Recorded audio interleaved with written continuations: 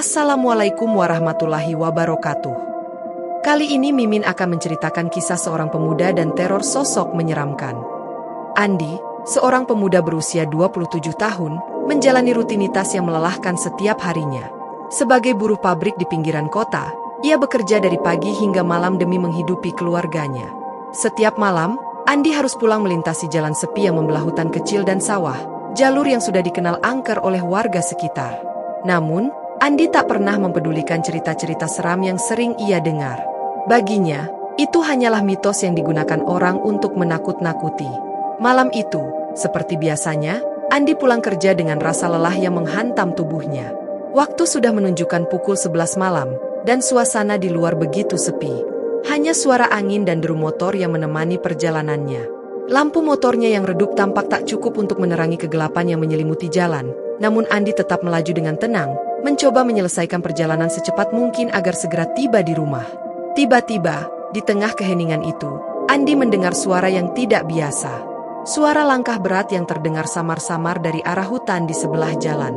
Awalnya, Andi tak terlalu menghiraukannya, mengira itu hanyalah hembusan angin yang menggoyangkan ranting-ranting pohon. Namun, semakin ia melaju, suara itu semakin jelas. Langkah demi langkah terdengar seperti mengikuti ritme pergerakan motornya, seolah-olah ada sesuatu yang besar dan berat berjalan di dalam kegelapan. Jantung Andi mulai berdebar. Ia menengok sekilas ke arah hutan, namun hanya kegelapan pekat yang terlihat. Namun, nalurinya mengatakan ada sesuatu yang salah. Ia mencoba mempercepat motornya, berharap suara aneh itu hilang.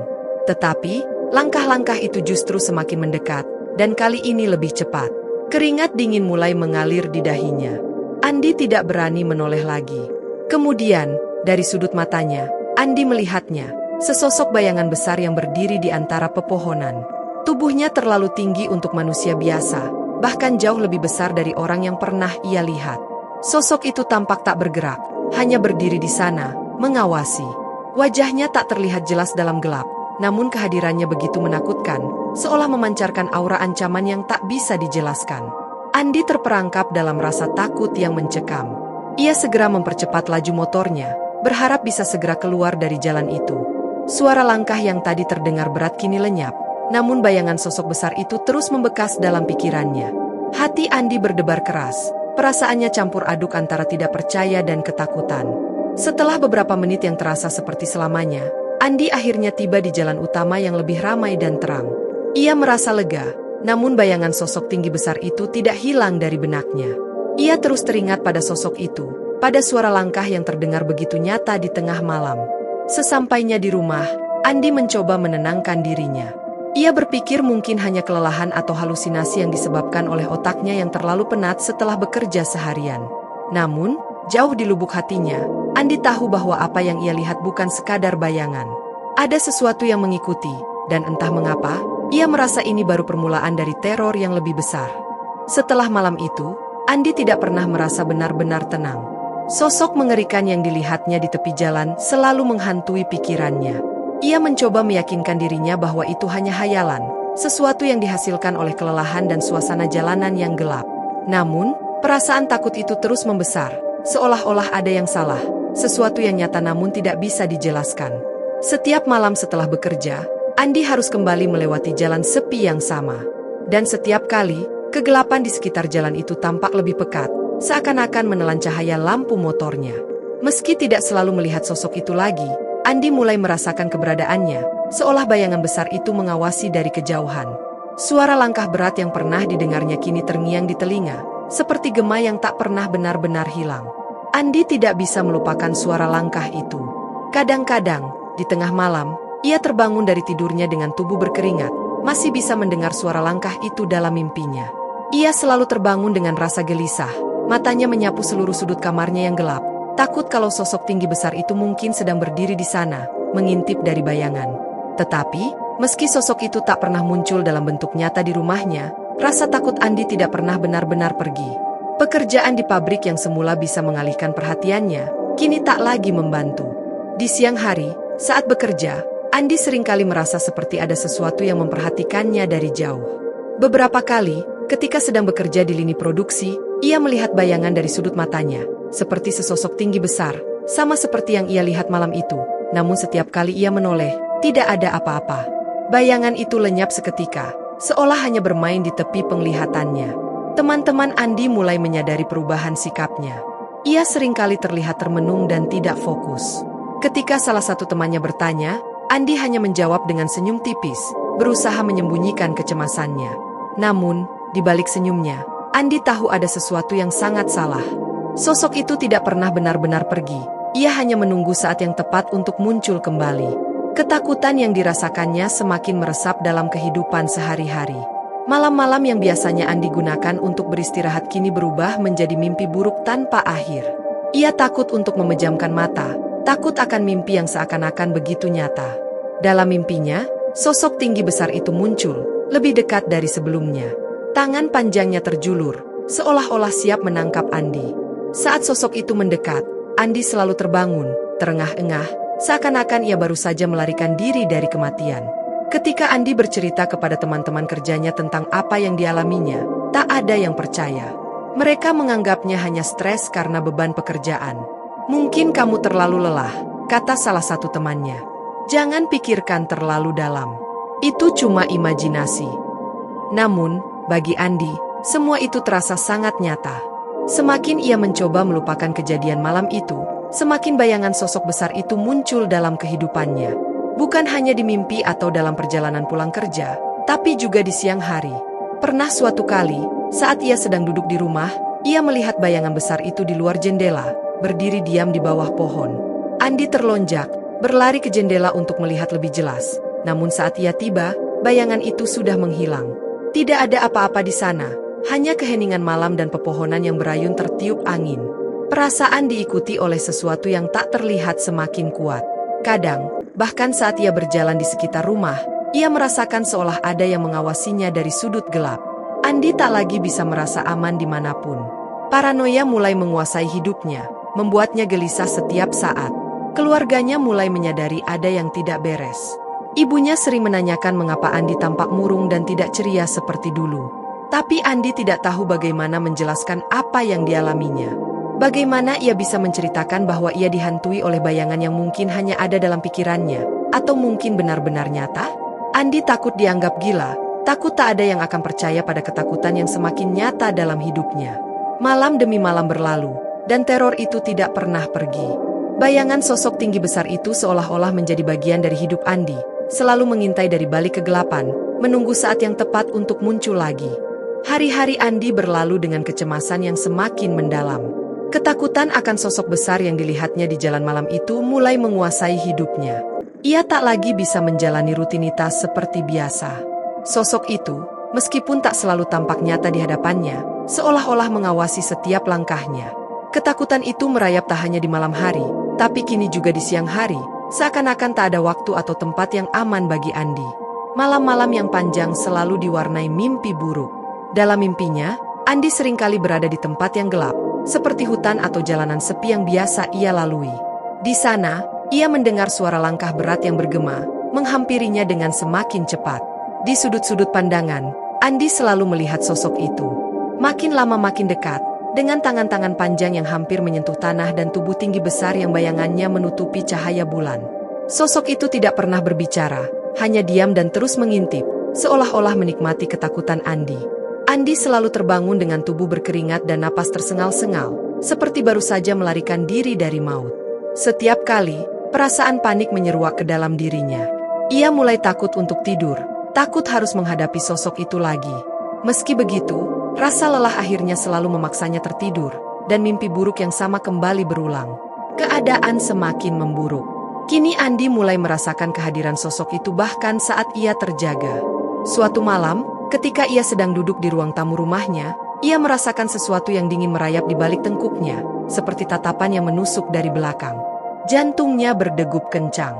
Dengan perlahan, ia menoleh ke arah jendela, dan betapa terkejutnya ia ketika melihat bayangan gelap yang sangat besar berdiri di luar jendela. Sosok itu diam, tak bergerak, namun kehadirannya begitu mengerikan. Andi tak sanggup bergerak atau bersuara. Ia hanya bisa terpaku, merasakan teror yang mencekam seluruh tubuhnya. Ia memberanikan diri untuk bangkit dan menghampiri jendela, berharap itu hanya ilusi atau bayangan dari pohon di halaman. Namun, ketika ia semakin dekat, Sosok itu menghilang begitu saja, seolah-olah lenyap dalam udara malam. Andi memandangi pekarangan kosong itu dengan napas yang terengah, tangannya gemetar hebat. Tidak ada apa-apa di luar, hanya keheningan dan kegelapan yang menunggu. Meski begitu, perasaan bahwa sesuatu mengawasinya tidak pernah pergi. Kejadian-kejadian aneh terus terjadi. Pernah suatu kali, saat Andi pulang dari pabrik lebih awal, ia merasa ada yang mengikutinya sepanjang perjalanan. Ia terus-menerus melirik ke kaca spion motornya, namun jalan di belakangnya selalu kosong. Namun, perasaan diikuti itu semakin kuat. Lalu, ketika ia berhenti di lampu merah, ia merasakan sesuatu yang sangat mengerikan. Dari bayangan di sudut spionnya, Andi melihat sekilas sosok tinggi itu berdiri di tengah jalan, jauh di belakangnya. Sosok itu semakin dekat, semakin jelas. Wajahnya tetap tak terlihat, namun kehadirannya begitu nyata, dan Andi bisa merasakan tatapan dingin yang menusuk dari balik kegelapan. Dengan panik, Andi mempercepat motornya begitu lampu hijau menyala, mencoba melarikan diri dari teror yang terus menghantuinya. Jalanan di depannya tampak seperti mimpi buruk yang tak ada habisnya, seolah ia tidak pernah benar-benar bebas dari bayangan sosok itu. Pekerjaan di pabrik semakin terasa memberatkan bagi Andi. Bukan hanya karena fisiknya yang semakin lelah, tetapi juga karena pikirannya yang terus-menerus dihantui oleh ketakutan. Setiap kali ia mencoba fokus pada tugasnya, sosok tinggi besar itu seakan muncul dari sudut-sudut pabrik yang gelap, memandangnya dari kejauhan. Andi tahu itu hanya halusinasi, namun hal itu terasa begitu nyata baginya. Suatu malam, ketakutan yang dirasakan Andi mencapai puncaknya. Ia kembali harus pulang larut malam setelah lembur di pabrik. Jalan sepi yang biasa dilaluinya terasa lebih menakutkan daripada biasanya. Hanya ada deru motornya dan suara angin malam yang dingin. Namun, tak lama, suara langkah berat itu terdengar lagi. Kali ini lebih keras, lebih cepat, dan seolah semakin dekat. Andi tahu, sosok itu ada di sana, di kegelapan di belakangnya. Dengan panik, ia memacu motornya secepat mungkin, tapi suara langkah itu tidak menghilang. Ketika Andi memandang ke depan, tiba-tiba sosok itu muncul di tengah jalan, tepat di depannya. Tubuhnya sangat besar, menutupi sebagian besar jalan. Wajahnya tetap tak terlihat, hanya sebuah bayangan besar dengan tangan yang menjuntai ke tanah, seolah-olah siap menangkapnya. Andi membelokkan motornya dengan cepat, hampir kehilangan kendali. Ia berhasil melewati sosok itu, tapi ketakutan sudah menguasai seluruh tubuhnya. Dengan napas terengah-engah dan jantung berdebar kencang, Andi akhirnya tiba di rumah, namun teror itu tidak pernah benar-benar pergi. Sosok itu sudah menjadi bagian dari hidupnya, muncul di mimpi, di bayang-bayang, dan kini, dalam realitas yang paling nyata. Hari-hari Andi semakin suram. Sejak kejadian di jalan malam itu, hidupnya terasa seperti mimpi buruk yang tak pernah berakhir. Sosok besar yang selalu mengikutinya kini seolah-olah ada di mana-mana. Bahkan di siang hari, di tengah keramaian, Andi merasakan kehadiran sosok itu di sudut-sudut gelap yang tak terlihat orang lain. Ia merasa terperangkap dalam teror yang tak bisa ia jelaskan. Siklus hidupnya perlahan berubah. Andi mulai menghindari pulang malam, sering meminta izin untuk bekerja setengah hari, atau bahkan tidak masuk kerja sama sekali. Alasan yang ia berikan kepada atasannya beragam, sakit, kelelahan, atau urusan keluarga. Padahal sebenarnya, Andi tak sanggup lagi melewati jalan itu seorang diri. Jalan yang dulu hanyalah bagian dari rutinitas kini menjadi jalur yang mengerikan. Setiap kali ia harus melewatinya, tubuhnya dipenuhi dengan rasa takut yang menekan, membuat napasnya sesak. Di rumah, Andi semakin terisolasi. Keluarganya mulai memperhatikan perubahan sikapnya yang drastis. Ibunya sering bertanya mengapa ia terlihat murung dan tidak bersemangat, tetapi Andi tidak pernah memberi jawaban yang memuaskan. Bagaimana ia bisa menjelaskan teror yang selalu menghantui pikirannya tanpa terdengar seperti orang gila? Ia takut orang-orang akan menganggapnya tak waras, bahkan mungkin ia sendiri mulai meragukan kewarasannya. Namun, di dalam hatinya, Andi tahu bahwa apa yang ia alami nyata. Sosok itu ada, dan tidak berniat pergi. Kehilangan nafsu makan membuat tubuh Andi semakin kurus. Pekerjaan yang dulunya bisa menjadi pelarian dari pikiran gelap kini terasa membebani. Setiap langkah terasa berat, setiap detik di pabrik terasa seperti hukuman. Ia sering melamun, tatapannya kosong, tak mampu fokus pada apapun. Rekan-rekannya mulai menyadari keanehan ini, namun Andi terlalu lelah untuk menjelaskan atau menyangkal. Ia mulai merasa tidak ada gunanya berbicara kepada siapapun. Ketakutannya tak bisa dimengerti orang lain. Mimpi buruk yang menghantui tidur Andi semakin intens. Ia seringkali terbangun dengan tubuh berkeringat dan jantung berdebar kencang, setelah mimpi tentang sosok tinggi besar itu semakin dekat. Dalam mimpi itu, ia tak lagi hanya melihat sosok tersebut dari kejauhan. Kini, sosok itu tampak berdiri tepat di atasnya, menatap dengan tatapan kosong dan menakutkan. Tangan-tangan panjangnya terulur, seolah siap merenggut Andi dan menyeretnya ke dalam kegelapan abadi. Rasa takut yang Andi alami di malam hari kini berubah menjadi paranoia di siang hari. Setiap suara langkah kaki yang terdengar di belakangnya membuat jantungnya berdebar. Setiap bayangan yang tampak dari sudut matanya membuatnya melompat kaget. Ia mulai merasa bahwa sosok itu tidak hanya menghantuinya di jalan malam, tetapi juga mengikuti dimanapun ia berada. Di rumah, di tempat kerja, bahkan di tengah-tengah keramaian. Tak ada tempat yang aman. Ia merasa terperangkap dalam teror tanpa akhir. Depresi semakin menguasai Andi. Rasa putus asa mulai merayap ke dalam pikirannya. Ia tahu bahwa ini bukan sekadar ketakutan biasa. Teror ini terlalu nyata, dan tidak ada jalan keluar darinya. Pikiran-pikiran gelap mulai menyelimuti kesadarannya, membisikkan bahwa tidak ada gunanya lagi melawan. Setiap hari terasa seperti perjuangan berat yang sia-sia, dan Andi mulai kehilangan keinginan untuk bertahan. Keluarganya, meskipun khawatir, tidak sepenuhnya memahami apa yang terjadi pada Andi. Mereka melihatnya semakin tertutup, semakin jarang berbicara, dan menghabiskan waktu sendirian di kamar. Andi sering mengunci diri di sana, menatap keluar jendela dengan tatapan hampa. Ia merasa diintai oleh sesuatu yang tak terlihat. Sesekali, ia mengira melihat sosok itu di luar, berdiri diam di antara pepohonan, menunggunya. Setiap kali Andi mencoba melawan perasaan itu justru semakin kuat. Ia sering berpikir untuk mencari bantuan, tetapi setiap kali gagasan itu muncul, Andi segera menyingkirkannya. Siapa yang bisa membantunya? Bagaimana ia bisa menjelaskan bahwa ia dihantui oleh sosok tak berwajah yang selalu mengikuti setiap langkahnya? Orang-orang akan menganggapnya gila, dan Andi tidak bisa membiarkan itu terjadi.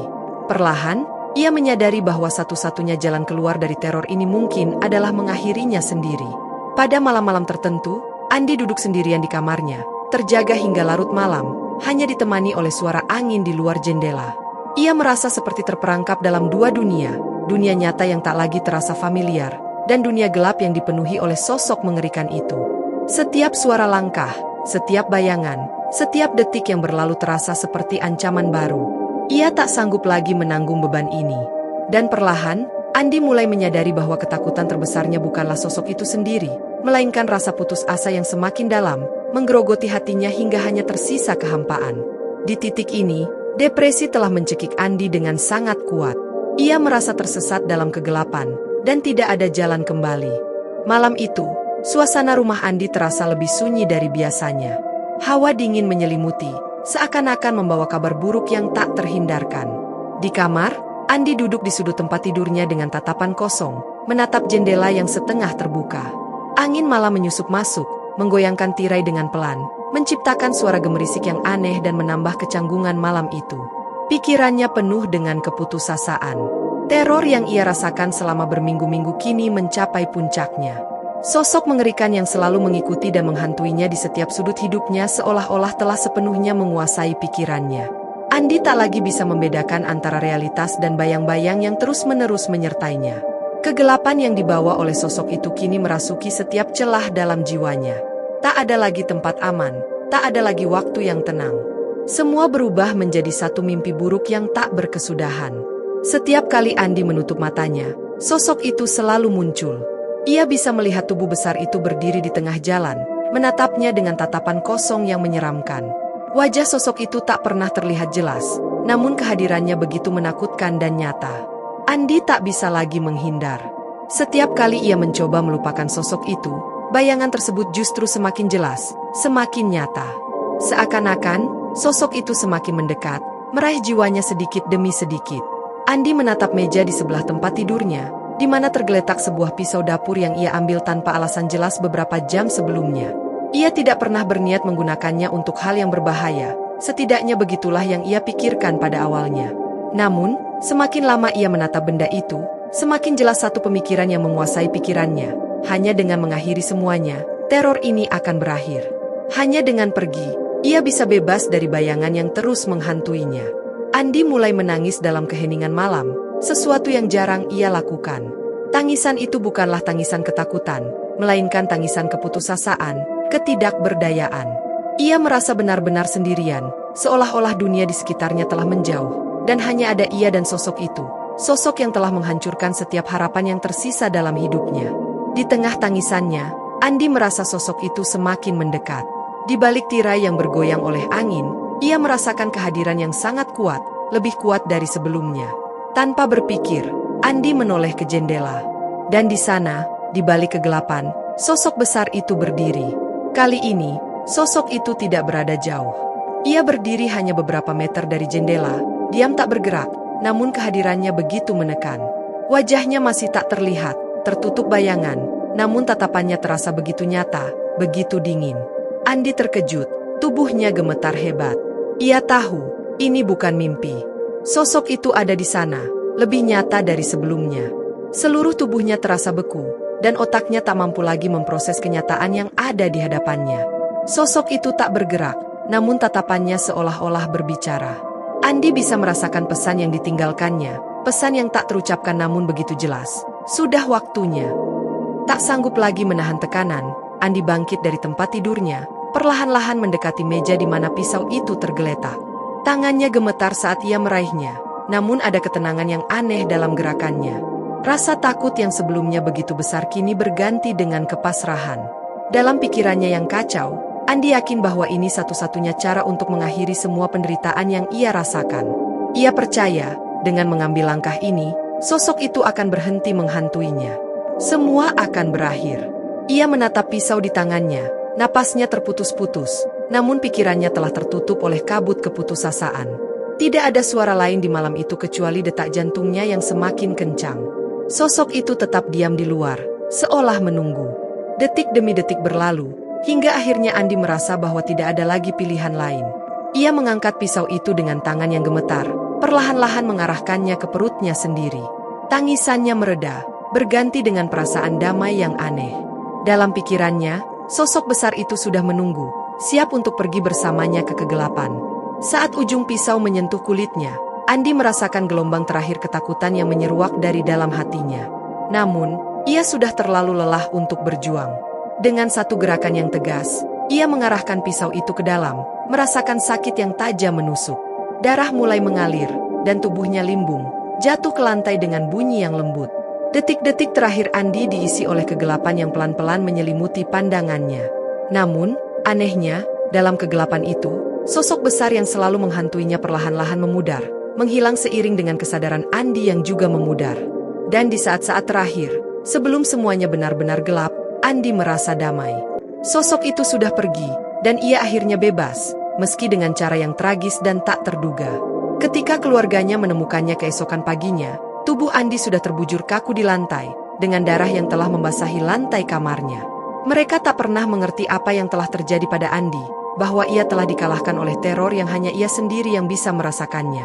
Tapi bagi Andi, penderitaan itu telah berakhir. Ia telah melarikan diri dari sosok mengerikan yang menghantui hidupnya, meski harus membayarnya dengan nyawanya. Itulah akhir cerita ini.